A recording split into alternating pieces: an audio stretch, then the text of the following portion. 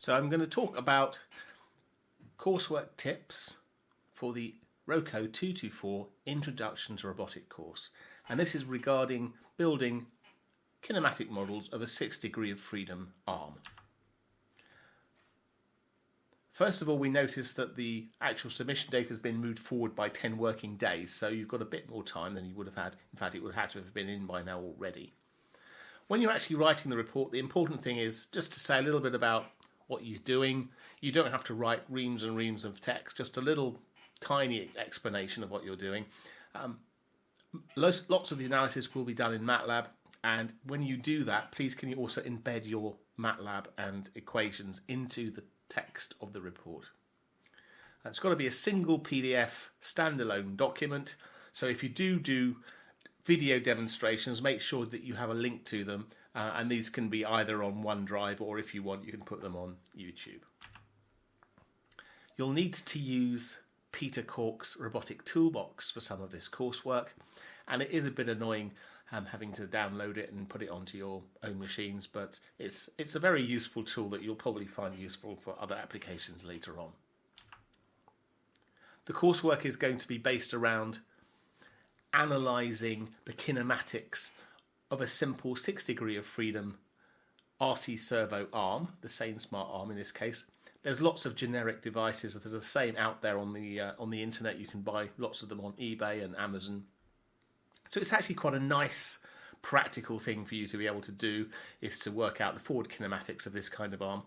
If you do the forward kinematics, of course, then you're able relatively easily to calculate the inverse kinematics by a variety of techniques. So it's actually quite a useful thing to be able to do.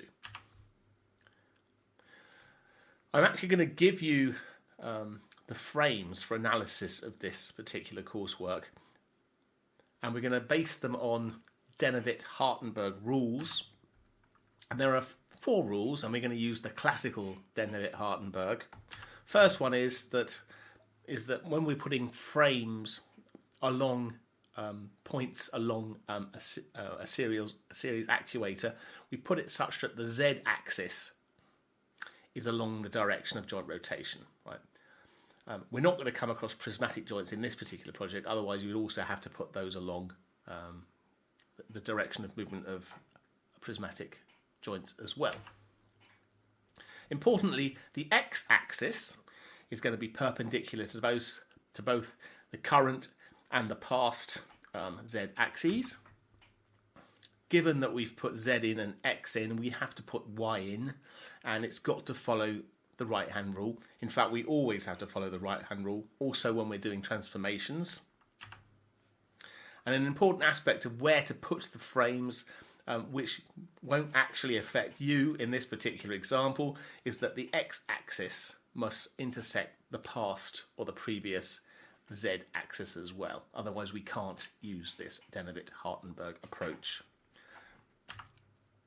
So just to very briefly just remind you what the rules are, because they're also used for the analysis. The first rule is, well, basically, like I said, revolute joints, the z-axis is placed along the direction of the rotation. So in the example that you're going to be using, we've aligned basically all the z-axes along the rotational axes.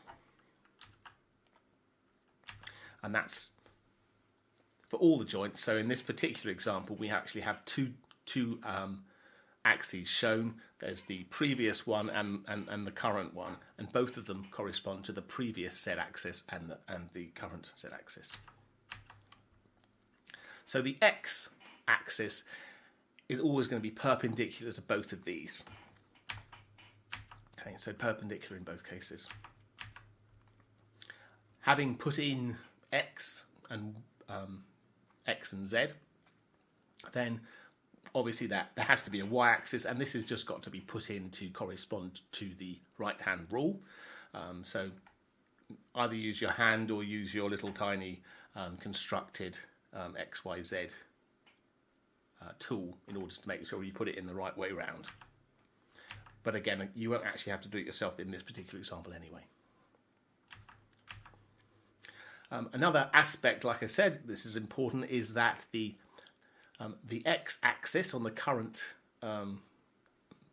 frame has got to be able to intersect the last previous Z axis. And if we do that, then basically we can use Denevit-Hartenberg in order to calculate the forward kinematics quite easily. Right. That's got to intersect. So we've got a sane smart robot, and what I've done is I've actually given you coordinate frames. And there's the main reason for doing this is because I don't want to give you too much to do for the coursework, and secondly, if I actually give you the frames, it's a nice starting point, and everyone's going to do it in the same way. If I give you the freedom to put them in yourself, undoubtedly, that you can put things in differently, and people will put things in differently, and it makes it very, very hard for me to assess what's going on. So they've been allocated for you, just to give you a nice starting point, also to reduce the amount of work you have to do. So let's go through them one at a time. Basically, the first frame is at the base, and this is going to be the origin. And as we see, the way I've written it here, we've got the whole robot kind of pointing to the left. So I've put X pointing in the direction of the robot actually pointing in. Now we have to have the Z-axis aligning up with the rotation of the joint, so we have to have it in this case vertically. And that leaves only the option of the Y coming out of the page. We then put on the next coordinate frame such that the Z-axis again is aligned with the rotation.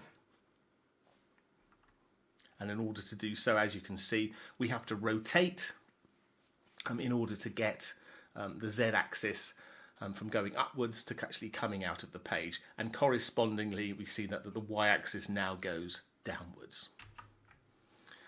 Moving on to the next joint, we see that now we have a revolute joint. So just like we had in the Z1, we have a Z2, which is also going to be coming out of the page. But what we do now is we also rotate round so that X is now pointing upwards, and correspondingly Y1 now also gets rotated. So I'm representing two frames on the same drawing here, but not overlapping them by plotting them on top of each other, otherwise they obscure each other. So you can see now that we've added a new rotational joint, which basically has to be along the length of the arm. And in order to get that, what we have to do is we have to rotate Z2 in order to get it onto Z3. And it's rotating round the X-axis. Then there is another rotational joint, as we can see, another revolute joint, which is now perpendicular to Z3. So we have to rotate again. So we have to rotate again round X3, and we bring it out so it's coming out of the page.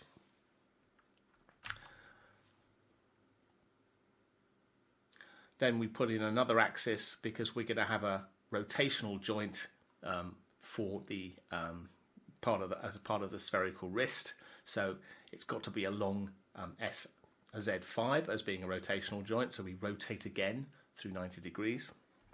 And finally, we have the endpoint, which is just a displacement onwards from that point there. And that's just showing everything plotted on top of each other again. The reason I went through them one by one is so you can actually see how they're built up. Of course, when you're actually building the DH table, you need to put in the distances and the displacements. So here is a list of the critical dimensions which I collected together for you. As you can see, it's to do with offsets and distances between in this case in the X and the Y direction, because it's actually looking at the side view of the system.